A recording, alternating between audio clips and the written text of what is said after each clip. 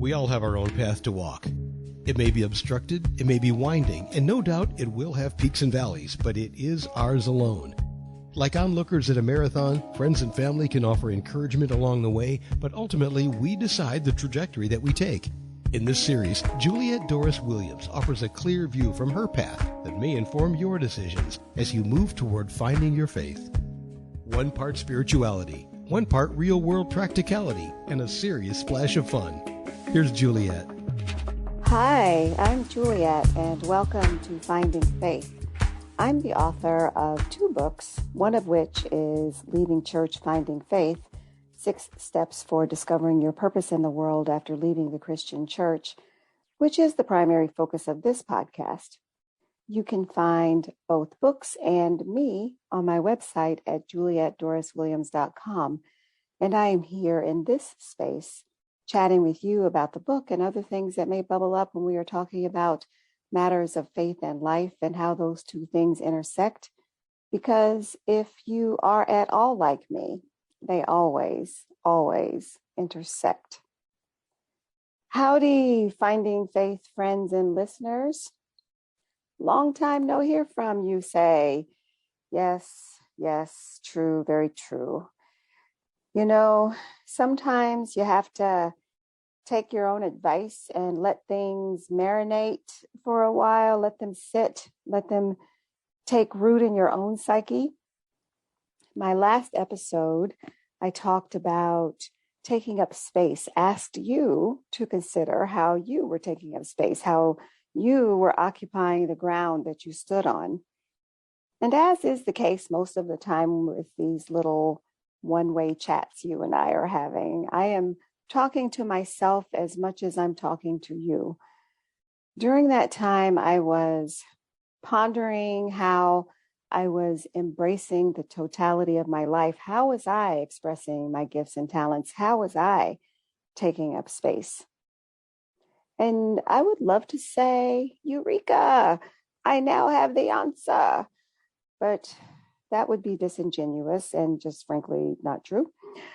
From one day to the next, we actually have to suit up for what the day brings, and we don't often, if ever, have control over what the day is bringing. So living in that daily uncertainty certainly takes its toll, and sometimes you just need to take a break. Our challenge, our forever challenge, is to decide what tools we will use, what gifts and talents we will wield as our own unique and special weapons. What will we bring to the table to solve that problem, to respond to that inquiry, to contribute to the mission? Did we help or did we hurt? Helping or hurting? In this space, you've heard me say about loving people. If you can't love them, at least don't hurt them. In our helping, try not to hurt. So I'm recording this on the 7th day of Christmas. And what? Didn't you know that Christmas is properly and correctly celebrated through Epiphany? 12 days, like the song. Yes, I am aware that Christmas radio goes away the day after, but for the Christmas purists among us, and I am in that camp, we are still shining the lights, making the merry, sharing the eggnog through the season's official end, which for this season is January 6th, 2022. Hey, churchy girl here, we've discussed this. It is also the last day of the year, 2021, which has quite frankly been a blur. We are still experiencing high numbers, huge numbers of COVID infections. In fact, we are smack dab in the middle. I hope it's the middle and nearing the end of a winter surge, much like we were 1 year ago. We are still seeing an incomprehensible number of deaths. The hospitals are full again. I hear the news pundits talking about how weary we all are from having to orchestrate our lives around a potentially deadly virus. Except not all of us are taking extra precautions, which makes the work for containment much harder on those of us who are. If you can't help, at least don't hurt. It bears repeating. If all of us took the pandemic seriously, there would be less sickness, less death. But here is exactly where we have no control.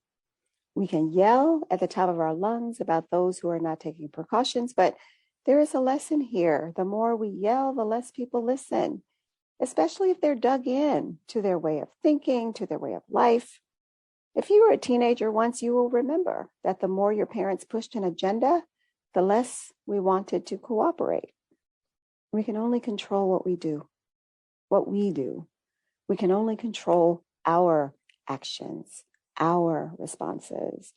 And when those things seem futile, it can be discouraging, disheartening, demotivating even. Why should we care about them, we say? Why shouldn't we turn them out to fend on their own if they won't take the necessary steps to save their own lives? Why should we continue doing all the work when it doesn't seem to matter, when it doesn't make a difference? Well, I am here to say that it does matter. It does make a difference. Perhaps not to them, but certainly to you. If you've been listening a while to this unchurched, churchy girl, your host for this podcast, you know that I am all about that grace, which is the love that we pour out from the fount of love we've been given. One of the scriptures from my holy book says, "Do not grow weary in well-doing." So it's a little late on that do not grow weary part, baby. We are weary. We are tired. We are tired of the death. We are tired of the endless misinformation. We are tired of wearing masks, even if they are color coordinated with our outfits. We're tired. In our weariness, I am inviting all of us to change our focus. Rather than focusing on all that we've had to endure these past 20 plus months, focus more on that which you accomplished. What, you say? You don't know what you've accomplished? Well, if you are listening to my voice right now, guess what? You survived. We are not yet at the point of being able to wear the t-shirt that says we survived the 2020-2021 pandemic because the pandemic is still here. And I'm not even sure we will ever get to the point of being able to make light of it. History will no doubt have its final say about us, about how we survived, about how we didn't. But we are here now. A horrifyingly high number of us did not survive. And that number keeps going up. But we survived. We are still here. We are still doing the damn thing. Living, caring, loving, contributing in whatever ways we can. We are still suiting up for the day. We are still navigating the world that is pretty darn difficult right now. And we are still here, putting in the time, putting in the work, putting into the mix of being a part of the solution. And why do we keep doing this? Do you ever ask yourself why you keep at it? I believe it's because we are hardwired to. I think this is our nature, our purpose. I also think it is simply easier to care than to ignore or dismiss. It is easier to help. It is easier to show compassion than to demonstrate hate. I mean, think about the energy of the emotions that you have to dredge up to ignore or to hate another human standing in front of you. Oh yeah, it's super easy to ignore those people that are simply that you simply read about or that you view on TV, or those folks who rudely show up in your social media feeds. But another human being in need standing in front of you, How hard is it to turn your back and walk away? Caring, helping, loving is surrendering to that which is already alive in us. I would say that this is the Holy Spirit that dwells in each of us. But I'm me, and that language may not resonate with you.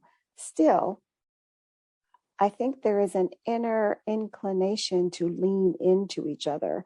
This is the stuff we are made of, all of us. Can you imagine? Can you even conceptualize that we are all made from love in order to love? This is why we keep talking, even when it seems people aren't listening. This is why we keep helping, even when it seems our help seems small and insignificant to the larger problem. In the end, we just keep doing what we can. In the end, we keep doing what the late, great Archbishop Desmond Tutu said we should. Do your little bit of good where you are. It's those bits of good put together that overwhelm the world. Make no mistake, I do not subscribe to the notion that we should love or give until it hurts. If the loving and the giving hurts us, then we are ignoring part B of that most important commandment, to love God and love your neighbor as yourself. Part B is that love yourself part.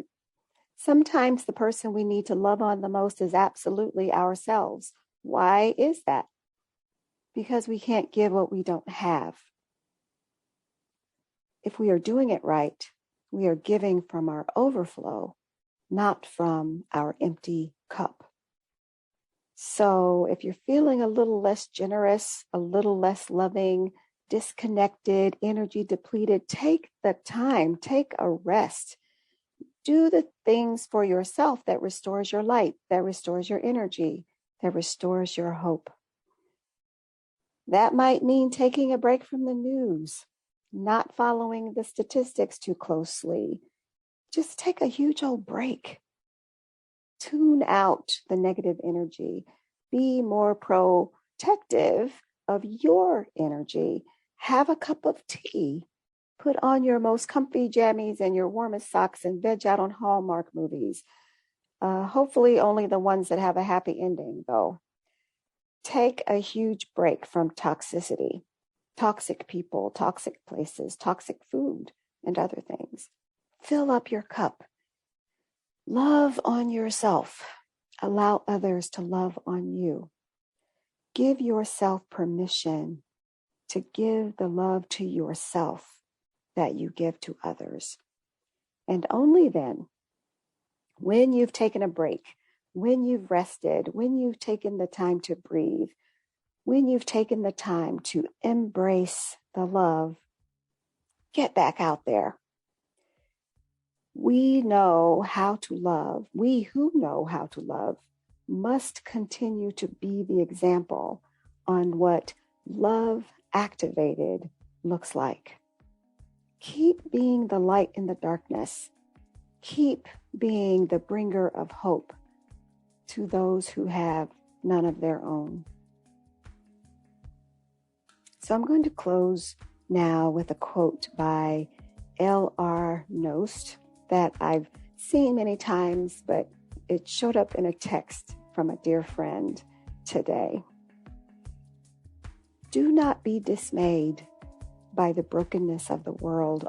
All things break, and all things can be mended, not with time, as they say, but with intention. So go. Love intentionally, extravagantly, unconditionally. The broken world waits in darkness for the light that is you. And with that, thanks for listening. Until next time, this is Finding Faith.